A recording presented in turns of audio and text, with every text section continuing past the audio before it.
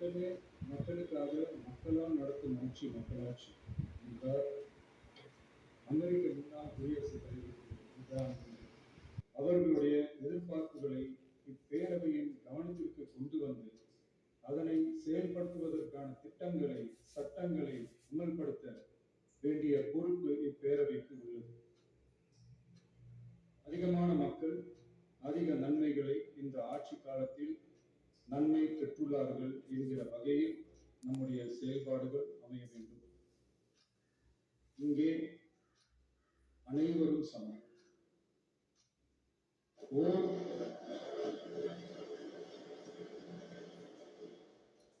ஓர் உறுப்பினரை கொண்ட கட்சிகள் இங்கே இடம் பெற்றிருந்தாலும் அவர்களுடைய கருத்துக்களுக்கும் அதிக எண்ணிக்கை பெற்ற தமிழக வெற்றி கழக உறுப்பினர்கள் தெரிவிக்கும் கருத்துக்களுக்கும் சமமாகவே மதிப்பளிக்கப்பட்டு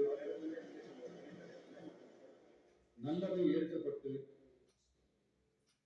அல்லவை நிராகரிக்கப்பட்டு ஜனநாயகத்தின் இதயமாகவும் மூளையாகவும் இப்பேரவை செயல்பட வேண்டும். அதற்குரிய வகையில் பெருமை வாய்ந்த வரலாற்று சிறப்பு கொண்ட இப்பேரவையை நடத்தி செல்லும் பண்பை பெற்றுள்ளவரையே தமிழக வெற்றி கழகம் முன்மொழிந்து தாங்கள் இன்றைக்கு இந்த ஆசனத்தில் அமர்ந்துள்ளீர்கள்.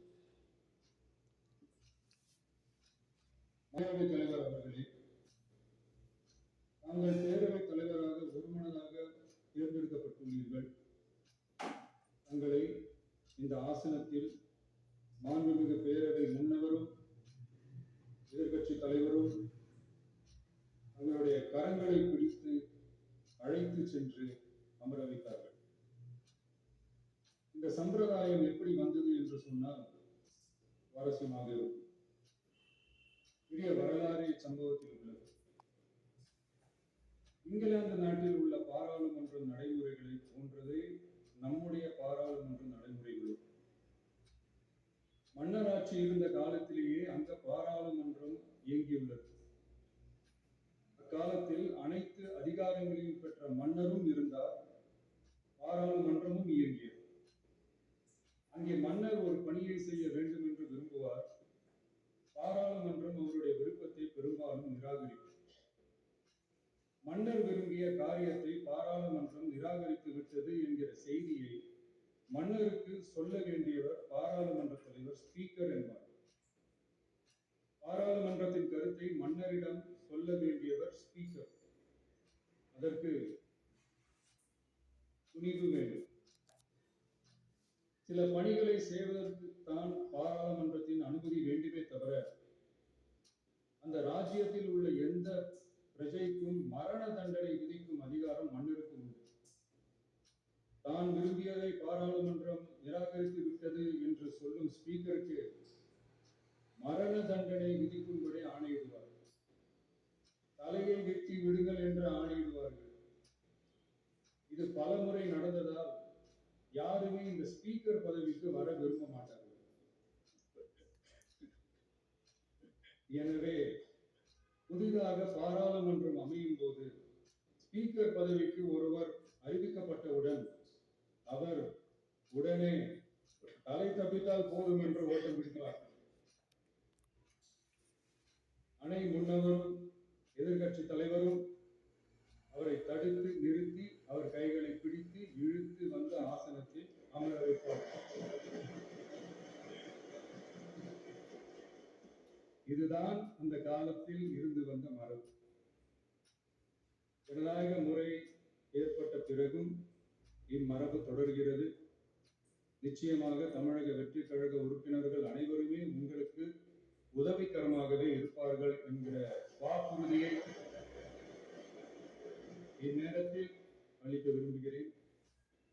பேரவையின் மாண்பையும் கண்ணியத்தையும் பேரவை உறுப்பினர்களின் கண்ணியத்தையும் காக்க வேண்டிய பொறுப்பை உங்களிடத்தில் ஒப்படைத்திருக்கிறார்கள். தற்காலிக பேரவைத் தலைவர் பொறுப்பில் மிக சிறப்பாக பணியாற்றிய நம்முடைய உறுப்பினர் திரு மூவி கருப்பையா அவர்களை சந்திக்க நேற்றுக்கு சென்றிருந்தேன். அங்கே முந்தைய பேரவைத் தலைவர்கள் படங்களை கண்ணுற்ற போது அவர்களை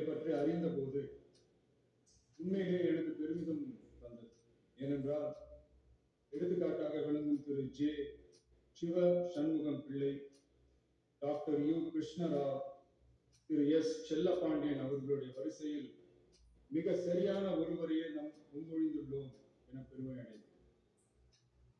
அதே போன்றுதான் நம்முடைய பேரவை துணைத் தலைவர் அவர்களும் நீங்கள் இருவருமே மிக சாதாரண குடும்பத்தில் பிறந்து மக்கள் பணியாற்ற வேண்டும் என்கிற அவாவில் செயல்பட்டு வந்தவர்கள். குணம் நாடி குற்றமும் நாடி அவற்றுள் மிகை நாடி மிக்க குழல் எனும் வள்ளுவரின் வாய்மொழிக்கேற்ப சட்டமன்ற நடவடிக்கைகள் சீராக, செம்மையாக, அமைதியாக நடைபெறும் வகையிலும் சட்டமன்ற ஜனநாயக பண்புகள், நெறிமுறைகள் பேணி பாதுகாக்கப்படும் வகையிலும் இந்த அவைக்கு பேரவைத் தலைவரும் பேரவை துணைத் தலைவரும் பெருமை சேர்ப்பீர்கள் எனும் நம்பிக்கை எனக்கு உண்டு. அரசியலுக்கு அப்பாற்பட்டு மனிதர்களை மதிக்கும் நல்ல பண்புகள் நிலைநாட்டப்பட வேண்டும். தமிழ் பண்பாடு போற்றப்பட வேண்டும். அவையின் மரபும் மாட்சிமையும் மதிப்பும் காக்கப்பட வேண்டும் என்ற நல்லெண்ணத்தின் அடிப்படையில் அந்த பதவி ஏற்றுள்ள தங்கள் இருவராலும்